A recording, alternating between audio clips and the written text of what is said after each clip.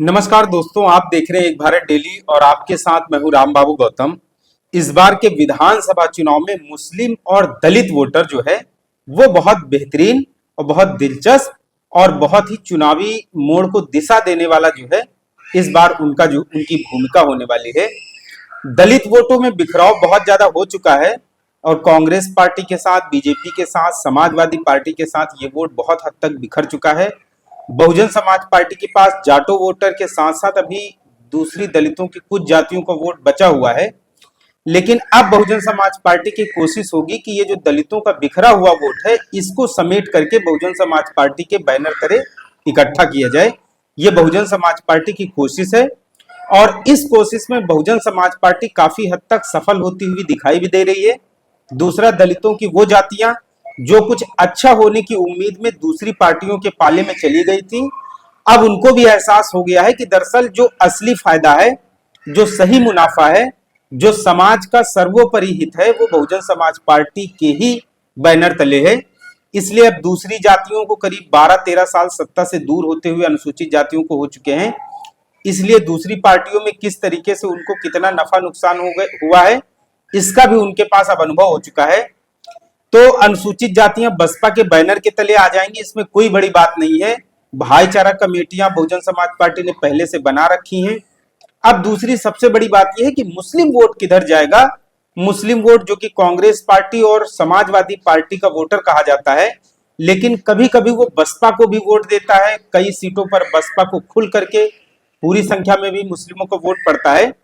लेकिन उत्तर प्रदेश में अगर आप ओवरऑल की बात करें तो आज भी मुस्लिम वोट जो है वो समाजवादी पार्टी के साथ जाता है, इसमें कोई दो राय नहीं है। और लोकसभा चुनाव में कांग्रेस पार्टी को वोट देता है। मुस्लिम वोटर की पहली प्राथमिकता होती है कि वो ऐसे दल का चयन करे, वो ऐसी पार्टी का चयन करे जो भारतीय जनता पार्टी को रोकने में सक्षम हो। अब 2027 के लिहाज से देखा जाए अगर, तो अभी मौजूदा परिस्थितियों में ऐसी कोई पार्टी नहीं है जो अकेले अपने दम पर भारतीय जनता पार्टी को रोकने में सक्षम हो। ये कड़वी और हकीकत है जिसको सबको स्वीकार करना पड़ेगा। भारतीय जनता पार्टी को रोकने के लिए या तो पार्टियों को आपस में गठबंधन करना पड़ेगा, और ये गठबंधन छोटे छोटे दलों का नहीं होगा, बल्कि ये गठबंधन ऐसी पार्टियों का हो जो 10 से 15% वोट शेयर जिनका अकेले रहता है। और ये गठबंधन बहुजन समाज पार्टी कांग्रेस पार्टी का भी हो सकता है, ये गठबंधन समाजवादी पार्टी बहुजन समाज पार्टी का भी हो सकता है, या ये गठबंधन सपा बसपा कांग्रेस का मिलके हो सकता है। हालांकि भविष्य में अभी बहुत सारी गुंजाइश, बहुत सारी संभावनाएं गठबंधन को लेकर के बची हुई हैं।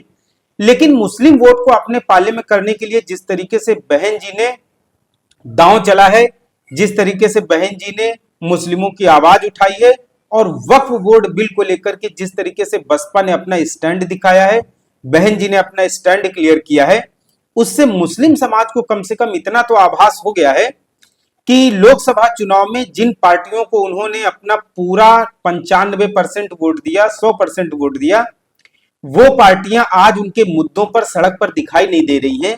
बयान दे करके सिर्फ पल्ला झाड़ लिया गया है, लेकिन ना तो सड़क पर कोई दिखाई दे रहा है, ना ही लोकसभा और राज्यसभा में उस तरीके से आवाज उठाई गई जिस तरीके से जरूरत थी। राहुल गांधी ने तो सिर्फ एक तरीके से लोकसभा में हाजिर होकर के अपनी औपचारिकता पूरी कर ली, और अखिलेश यादव ने भी कहीं न कहीं सिर्फ एक तरीके से सांकेतिक विरोध दर्ज कराया। लेकिन समाजवादी पार्टी और कांग्रेस पार्टी से जिस तरीके से विरोध प्रदर्शन की उम्मीद थी मुस्लिमों को, उस तरीके से कोई सड़क पर दिखाई नहीं पड़ा। अब हालांकि बहुजन समाज पार्टी के न तो लोकसभा में न राज्यसभा में सांसद, इसलिए बसपा के बारे में कुछ कहा नहीं जा सकता है। लेकिन बहन जी जो है वो सोशल मीडिया के जरिए और ट्वीट करके उन्होंने अपनी पार्टी का स्टैंड जरूर क्लियर कर दिया है, और उन्होंने इसके अलावा कई जगहों पर बहुजन समाज पार्टी के कार्यकर्ता सड़कों पर भी उतरे हैं। बहुजन समाज पार्टी का स्टैंड क्लियर है कि वो इस मुद्दे पर मुस्लिमों के साथ है।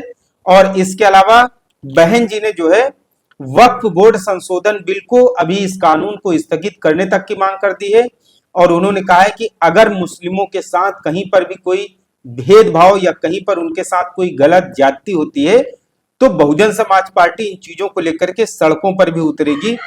बसपा फिलहाल मुस्लिमों के साथ है, और वक्फ बोर्ड संशोधन बिल को लेकर के जिस तरीके से गोलबंदी हो रही है उसके खिलाफ बसपा खड़ी हुई है।